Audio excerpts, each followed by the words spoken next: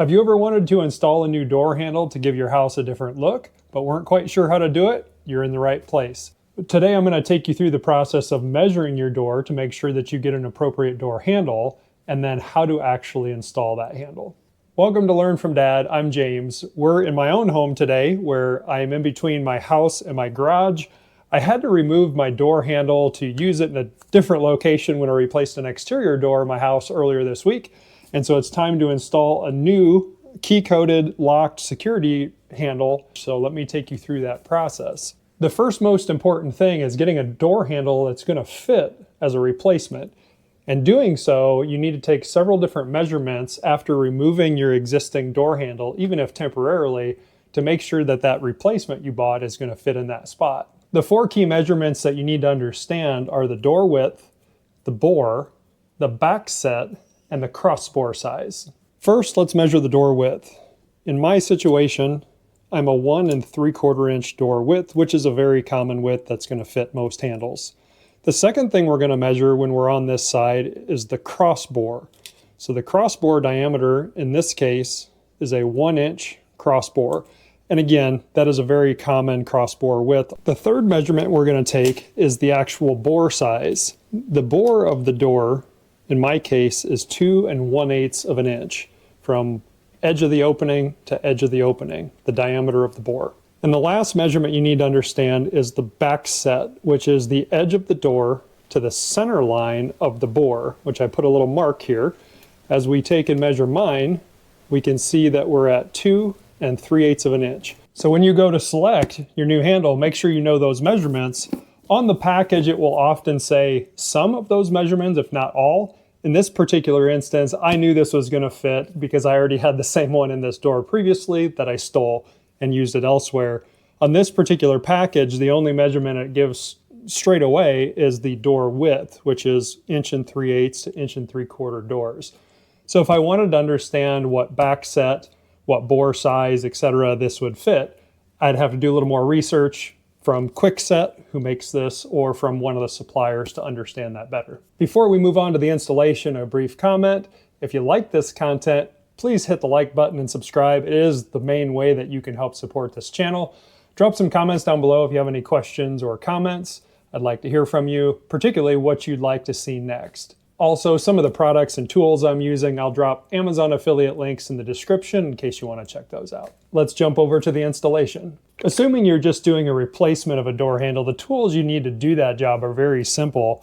The tape measure to measure our offsets, our bore size, etc. that we just walked through. If you have a door handle like mine that I'm installing that has a rectangular body, you're going to want a small level like this torpedo level to help get it nice and straight. You're going to need a screwdriver. Typically a Phillips screwdriver with a number 2 bit is the main screw size that most door handles use. A straight screwdriver sometimes doesn't work well to get into the screws, so there are times where an offset screwdriver like this can be handy to get in behind the handle. And lastly, while not listed in any instructions I've ever seen, I also like to take and put just a small drop of Loctite on the screws that hold the handle together.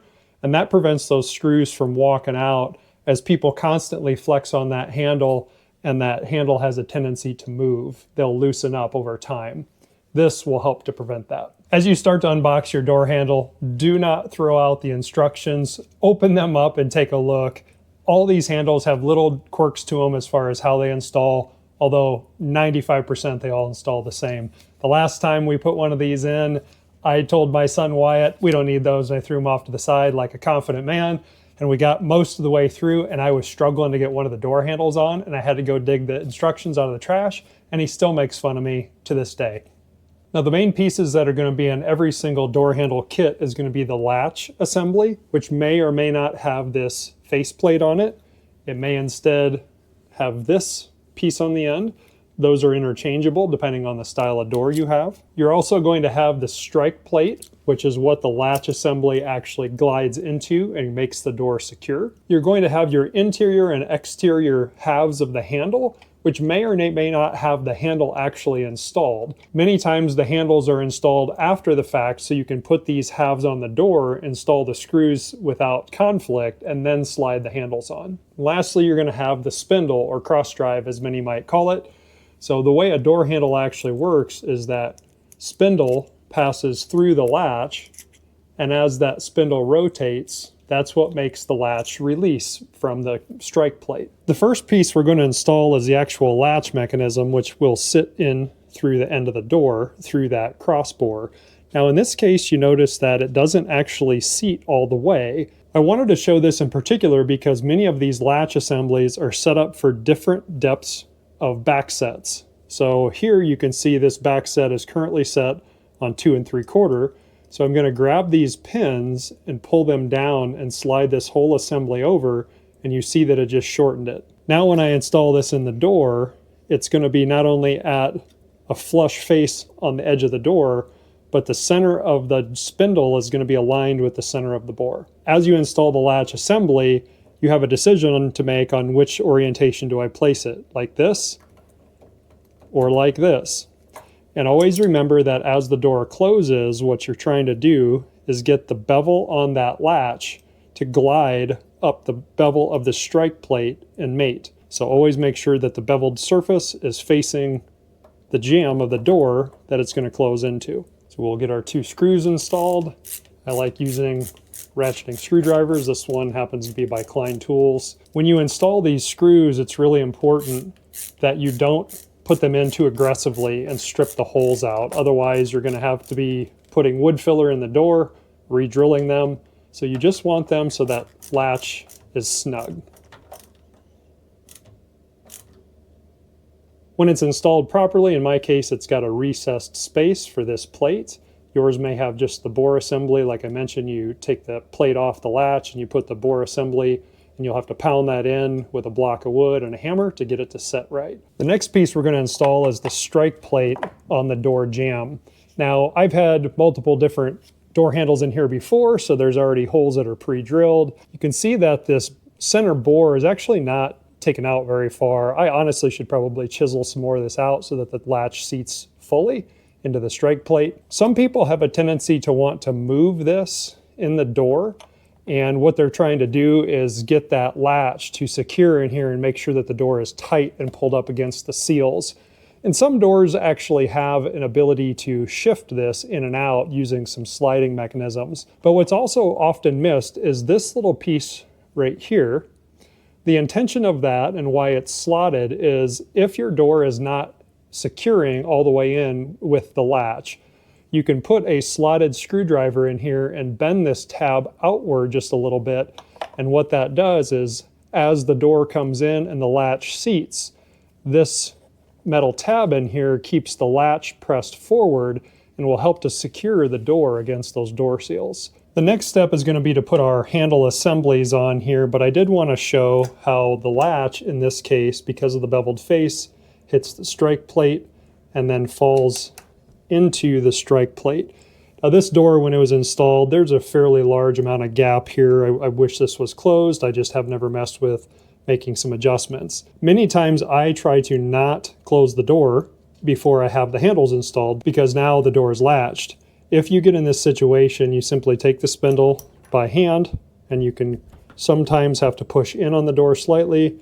You can rotate the spindle, which lets the latch loose, and you can open the door. Next, we're going to take the 2 halves of our door handle assembly. I'm going to slide the cable through, slide the exterior portion in, and mate it up with the interior, install our 2 screws. But before I do that, I wanted to show these 2 pins right here is what the screws actually screw into. That's where the threads are at. And on this side, I simply have the holes. So as the screws pass through this interior portion, they're fastening into this exterior portion. Now, as you install this exterior assembly that has those threaded posts, you'll see that it actually slides in right here and right here as part of that door latch. So if that door latch, the back set isn't set correct, not only will the latch not sit in here properly, but the posts where the screws come in from the exterior are not going to mate up properly with the latch. With this particular assembly, I've got the exterior just barely hanging in there. I'm going to get the interior cable plugged in. On this one, the cable actually routes downward and sits in this little clip, and like that. And what that does is brings the cable and gives it a little curl so that when I mate these halves together, that cable doesn't get pinched. Before we assemble our two halves, we need to install our spindle, and that's going to allow me to then mate the two sides, and the door handles will now activate the latch. So to hold everything together, I'm first just going to take and install one of the screws loosely. And what that one screw is going to do is hold these two halves so that I can let go and everything's going to stay in position. Now I'm going to take my other screw and put that little dab of Loctite before I install it. I'm just feeling the threads until I can get them to bite. There, I've got it to engage. Now I'll take my screwdriver and get it mostly secured, but not completely tight because we still have to level the boxes. I'm going to remove that original screw, apply Loctite to the second screw, and we'll reinstall. I always first do these screws by hand. That way I can feel that those threads have actually engaged before I start using a screwdriver, because if you don't have the threads properly aligned and they're what's called cross-threaded, and you use your screwdriver with a really high torque, you're going to have those threads all messed up and you're going to have to live with that forever. Now I'm going to use my level to get these boxes vertical before I secure everything down in a final position. Because the screws are holding these two halves friction to the door, there's enough tension, but I can take my level and I can still make minor adjustments. And once I let go, they're going to stay in position. So the inside is good. Look at the outside. Top needs to go in just a little bit. Right there looks good. I'm going to recheck the inside. Looks good. Now we'll take our screwdriver and lock it down into its final position. Make sure you don't over tighten these screws and potentially break them. You just want them snug, and that Loctite's going to help to keep them from backing out. Second to last thing we need to do is get our handles installed. These ones secure by a set screw on the bottom. The set screw is already pre-installed. So as I put the handle on, which it just slides on, Allen wrench that came with the set, I'm able to reach up underneath of there and turn clockwise until that screw seats out, and that's going to secure the handle in place. Now the exterior handle is going to secure in place very similarly with a set screw, but this is why you need to read your instructions. This particular lock set, right now, that set screw on the bottom is actually blocked off. I can't get to it. And the only way to access that set screw, and this is what the instructions say, is to have the key in the horizontal position. And now what that's going to allow me to do is reach up, get a hold of that set screw, tighten it so that that door handle is locked in position. Now when I take the key out, everything is secured. So let's test close the door. Works just fine. Now the one thing I'm looking at when I do close it is to see, is that door all the way up against the seals? And as I mentioned, I can adjust that little tang and make sure that it pushes up against the latch to make sure that door is pressed against the door seals. We'll give a final test from the exterior side. It closes well. I can see that the door seals are seating well. And then press and open. And I bet I have a friend in here. Hi, buddy. One of the final things we need to do is install the battery. It just beeped, told me it's working. Slide that battery cover back in place. Now I'm going to follow the instructions after we're off video and set my security code. Now this particular door has the means to be in non-passing mode, which the exterior handle is locked at this point in time, or passage mode. So if my kids and I are home, we can now pass through the exterior with that latch and not have to type in the code. I also wanted to mention briefly, Kwikset does have a unique feature called Smart Key. So this lock came with 2 keys, but if I wanted to match it up with one of my other doors, it's got the ability to reset this key tumbler and match up with my existing key, assuming that it will enter into the lock. So it's a really neat feature. I'm not going to rekey this. I'm actually going to use the keys that came with it.